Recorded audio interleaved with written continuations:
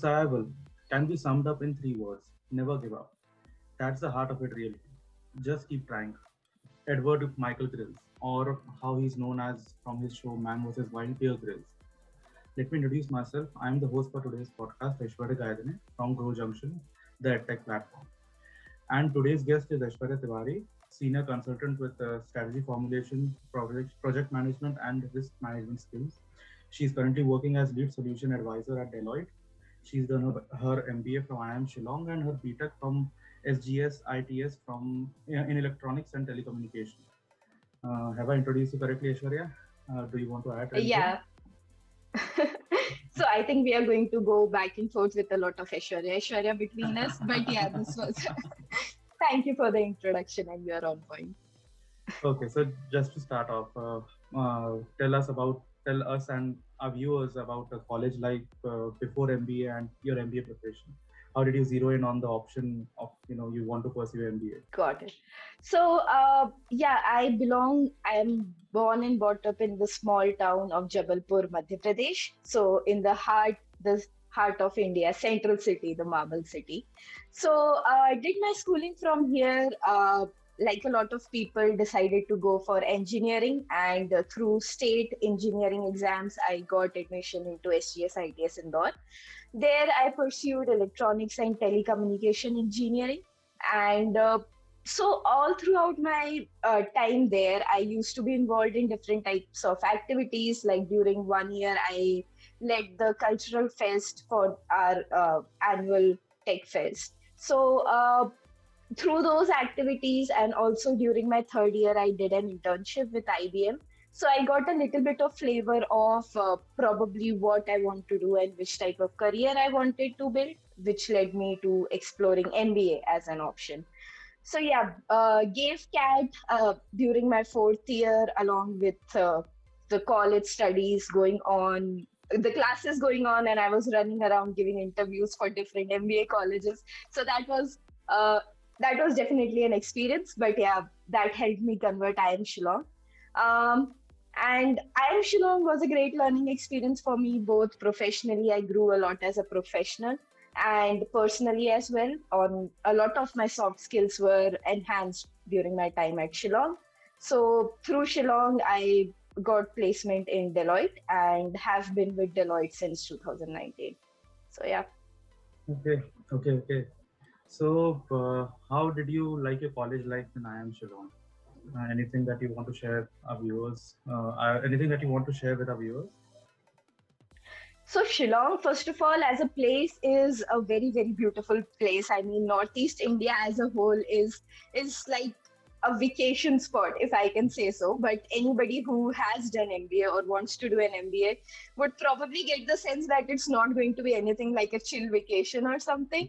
So that's there. It's a beautiful place to be in. And another advantage of doing MBA from IIM Shillong is that Northeast India is a little unexplored in terms of even how well you understand the consumers there, how well you understand how the economics work there. So when you're actually there, we had a lot of, during our coursework as well, we did some sort of case studies. I remember one assignment in marketing where the problem statement was that if you could launch a product, say in instant noodles type category, which type of product would you launch given the Shillong audience, which might be a tad bit different from, say, Delhi audience. So yeah, doing that type of case study there, that was a different learning experience, which I might have gotten because of the location. Other than that, I believe that one of the biggest plus points or the biggest takeaways that you have from an MBA college is the people you pursue the degree with.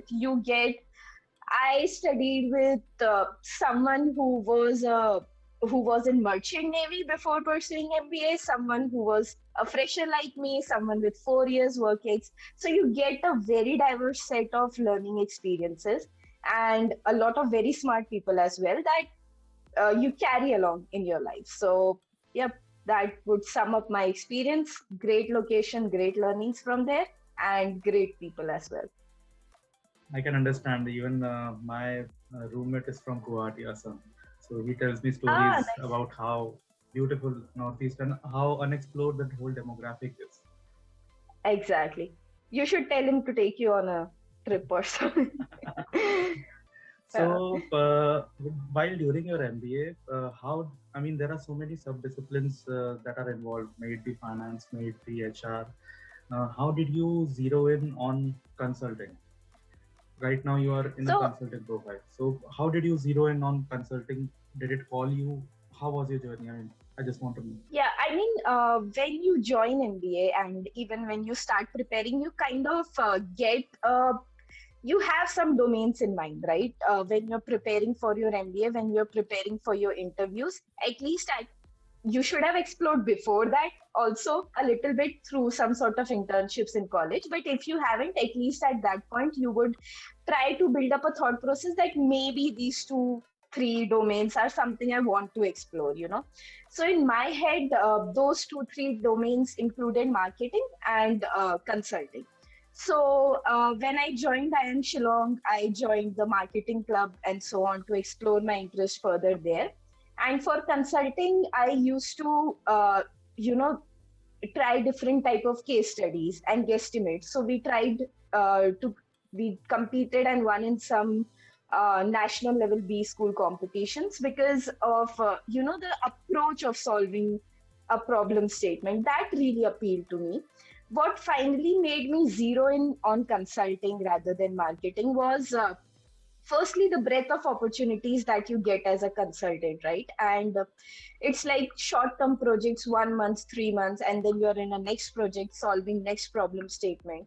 That was important for me because I thought as a fresher it would give me a lot of learning opportunity and exposure to different industries, which I felt was important for me. The second part is, as I said, there's a lot of different skills involved as well.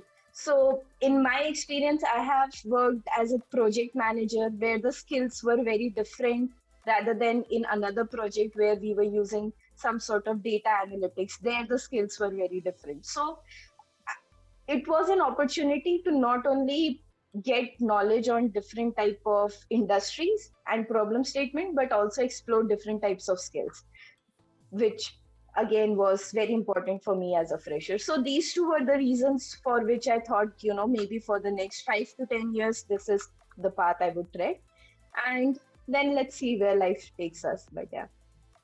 So, Aishwarya, I just wanted to know how did you tackle the problem or the notion around consulting that people who are generally experienced should go for consulting because they have some domain or experience on domain knowledge or some experience regarding an industry or um, a purview of looking how to look at industries, whereas freshers generally have been doing what they've been told to do by the professors.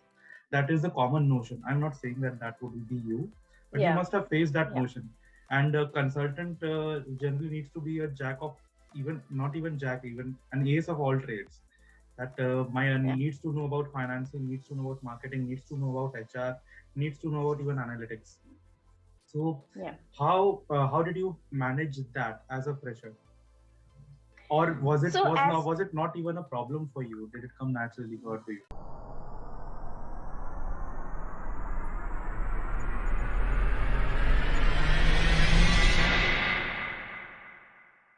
I do believe that not sure if it comes naturally or not, but you kind of have to build your case, right? So, as a fresher, when you've decided I'll go into consulting, keep your basics strong, right? So, if you can't show it through work experience, you rather show it through, I participated in these case studies. Look, this is how I'm trying to solve problem. This is the kind of thought process. You try to, a lot of consulting companies, especially the big three, Deloitte, they like people with good grades or good CV, a strong CV. So you clear out these basics, right? Obviously, you can get into consulting without doing all of this as well, but like things by things, you build your own case. This is how I've shown my interest. I solved these case studies and I read about Deloitte and this project that you did, and it was really interesting and all that. your CV is strong enough to get you the shortlist in the first place. So Correct. all these basics you build through, and then during the interview, it's all about two things. First, how can you show your intent? And the second point important here would be what is your thinking process?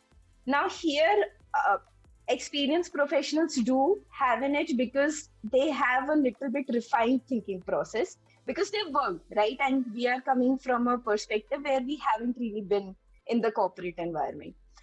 But that you can even turn to your advantage, saying that you can bring in a fresh perspective or out of the box thinking, right? So have a Absolutely. clear, yeah, clear intent, demonstrate your intent, and have a structured thinking process that you can talk through a problem and that you can bring a point of view, which obviously will get enhanced as you get experience, but you are at least at a level where you can be counted in to get that Correct. experience. Correct. Yeah, I totally agree with your point of case studies because they do help a lot. My peers true. who are not of any work ets, they also believe that doing case studies together, then they also get to grab the structured thinking part from work ex people, Yeah, and they can go and build up their own structured way of thinking. Totally agree with you. exactly. So, in your career since 2019, you have been working in Deloitte. So, what do you think of consulting as a industry, as a option for MBA aspirants or MBA students? And how do you see consulting going forwards, being such a collaborative profile that consulting is, um, especially in the online medium since 2020? How do you Yeah. see that? I mean, the industry, the online offline purview of consulting. Because, like I said, traditionally people think of MBA as finance, HR, marketing.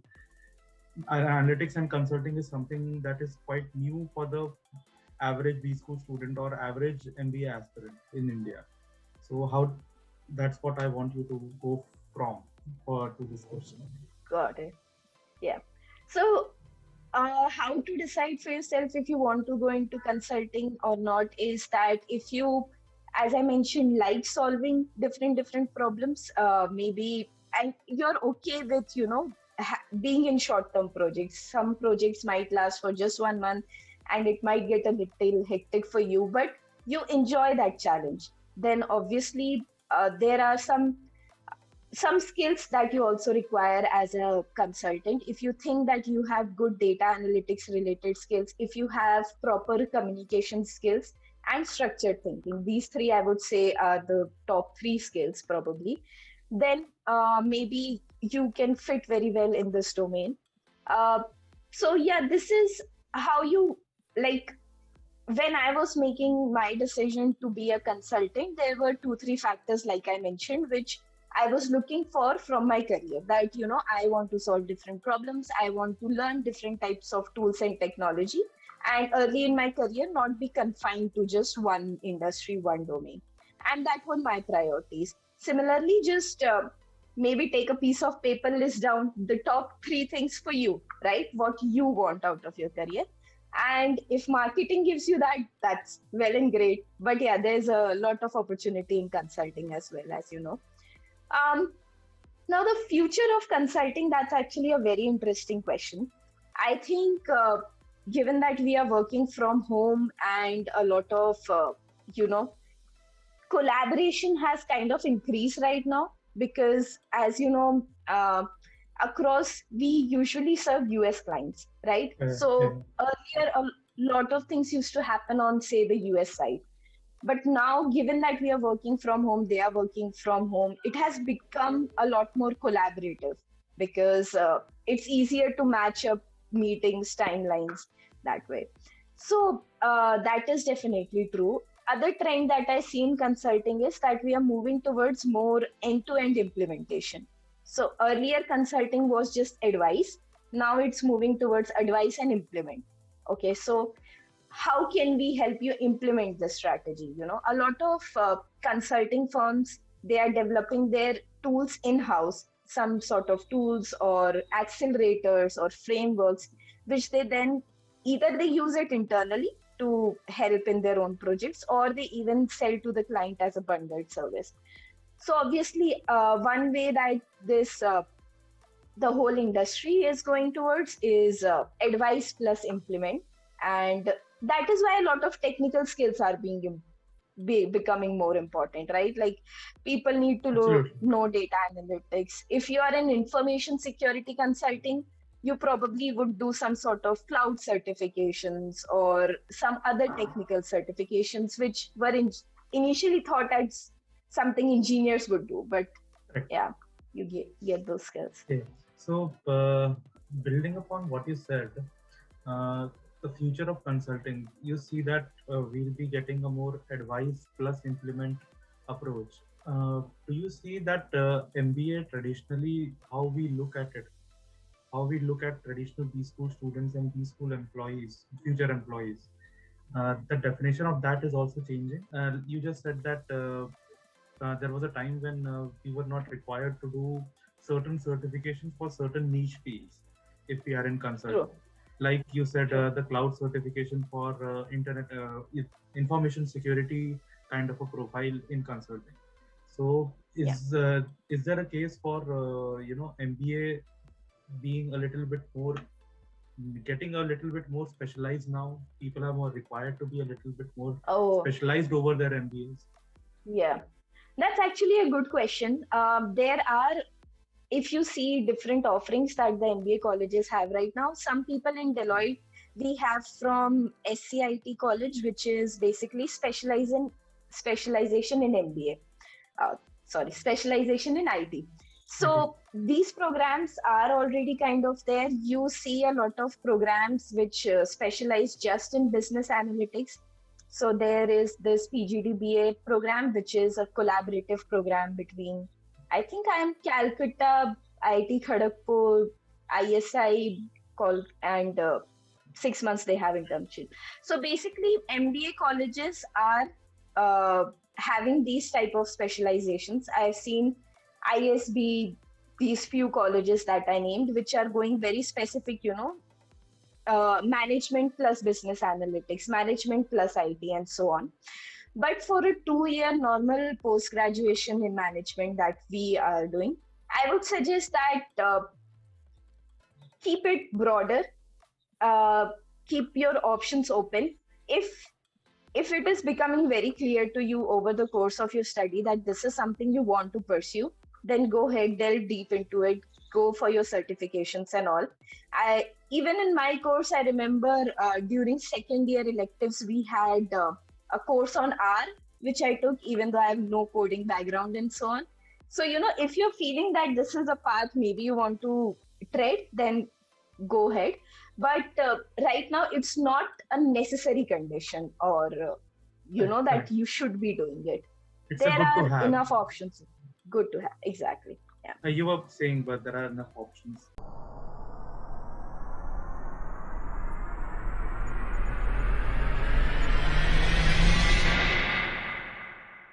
Yeah.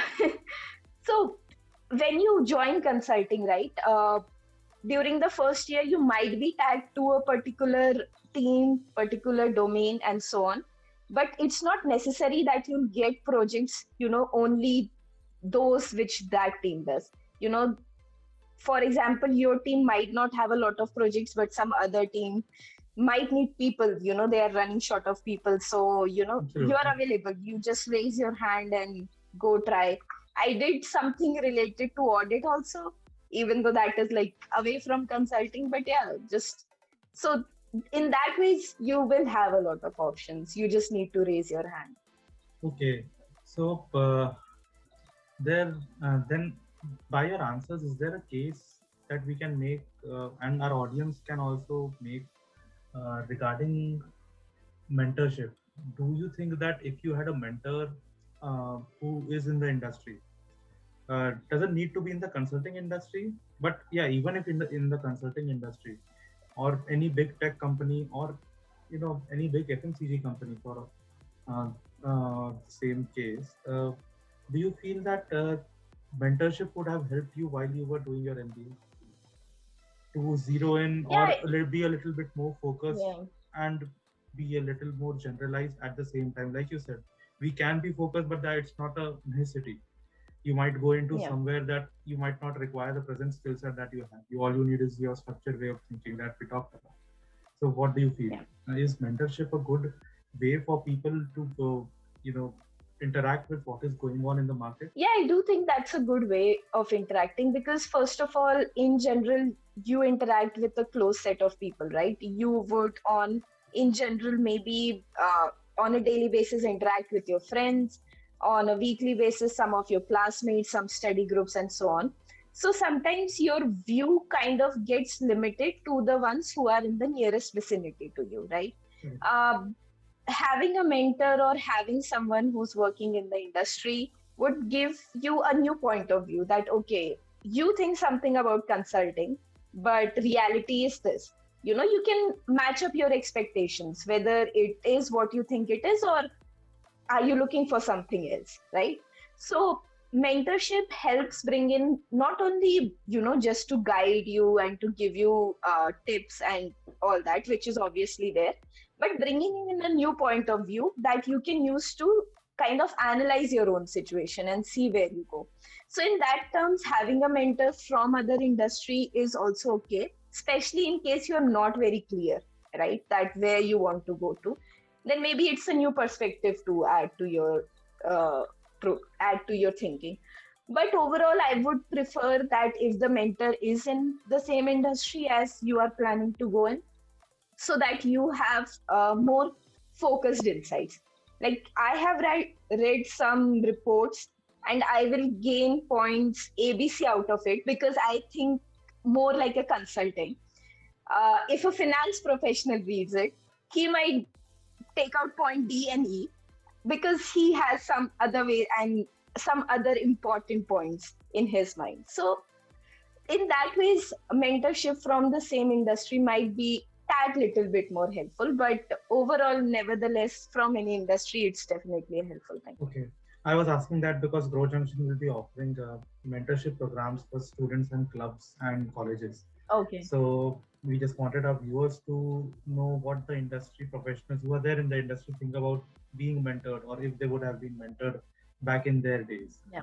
And it has been a Yeah. unanimous, up until now, it has been a unanimous conclusion that everybody believes that some mentorship always goes a long way, even if it is not in Yeah. the same industry, especially for Yeah. people who have True. no mentorship uh, background or haven't worked before. So True. that's a very Yeah. good insight. And like you said, the same industry, even better. I totally agree Yeah. with you, Aishwarya. And so, what do you see? Uh, you said in the last question when I asked you about the online and offline way of consulting, you said that people are a little bit more collaborative. Uh, there are two different points of view around this part. A point. Some people believe who are in the consulting industry, they might be in a totally different industry, might have had a totally different set of projects, but they believe sometimes that collaboration is a little bit more affected. They believe that IT projects are, being enhanced by the online medium, whereas things that require groundwork and grunt work kind of projects are lagging behind when it comes to online only consulting. Do you have any input on Yeah. those? Yeah. That's actually a good point. And to be honest, in some projects, I have experienced, like, there have been projects where I've experienced the former and projects where I experienced the Okay, latter. okay, okay. So, what I have seen, what works is that when you're trying to collaborate, like there was one meeting I was in, and the partner in that meeting said that we are just doing holiday tourism right now. Sorry, meeting tourism right now, that we go from one meeting to another meeting and then to another meeting. And then we are calling it collaboration, right? Because, meetings pe aake we talk and all. So if that is what is happening in your case, which is very well possible, right? You think that this is how you'll collaborate. You'll get everyone in the same Zoom call and get the whiteboard ready, and one person will just annotate whatever others are saying and brainstorm and all that. But in the best projects where I have seen effective collaborations are the one where there has been a conscious push towards it. So they are not putting meetings just for the sake of having a daily stand-up. There's an agenda which is defined. People know what they're supposed to do, and hence people know when they need to ask for help. So I know I'm working on this, and the person is working on that, but I am a tad little bit confused, so I know who to ask. So in that ways, it has been when there's a conscious effort, and when you have a very clear agenda why you are having a meeting, why are you scheduling this workshop, even with the client. So even clients get frustrated, if you are just calling them again and again in meetings and asking similar question, and they will say that, didn't we already discuss this, or the documentation we provided kind of had answers to your questions. So to ensure collaboration, there is a lot of groundwork that you have to do so that everyone is on the same page, and then make a conscious effort towards respecting everyone's time, and then, yeah, moving ahead. Absolutely, absolutely. Very well put, actually. Uh, just wanted to ask, do you have any advice for our viewers who are pursuing their preparation for MBA, who might have done MBA, might be working right now? Any life advice or advice in general, whatever you feel? Okay, life advice. Life advice, so I don't know. I'm just like 26, 27 years old, so still figuring Of it out. course, of course. Yeah. So those preparing for MBA, I guess this batch would be now giving interview calls. My one advice would be very, very thorough with whatever you've written in your CV. It doesn't matter if you feel your CV is weak or strong or whatever. I have given interviews where we were just talking about Agatha Christie's mystery books and why her mystery writing is great. If you say you're interested in something, have the backing up to, talk about it for 30 minutes, however long your interview lasts. So be very thorough with your CV, and yeah, it's okay. Don't be very, very nervous while giving interviews. It should be more like a conversation for the interviewer as well, right? Because they are interviewing like tens and hundreds of people, so to make an impact. Those pursuing MBA right now, I would say that be very, very active. Uh, you know, as I said, to get value out of anything, do the groundwork before. So if you have a class, just read the case study. It helps.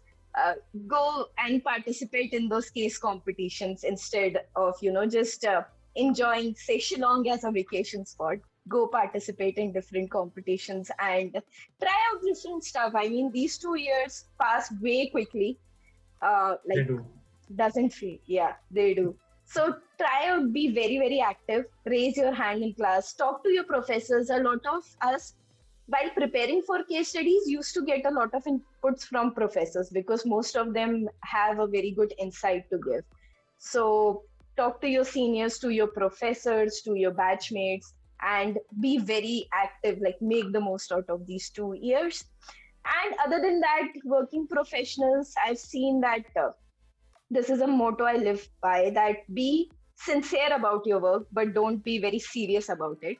So do it sincerely, give your best shot. But if someone is giving you critique or criticizing it, don't be serious and start crying or start feeling bad about it. Like, don't take it personally. Exactly. You did your best, take the inputs, whatever actionable inputs you're getting, and sincerely apply them next time. If you get serious and attached to it, then won't really help you grow.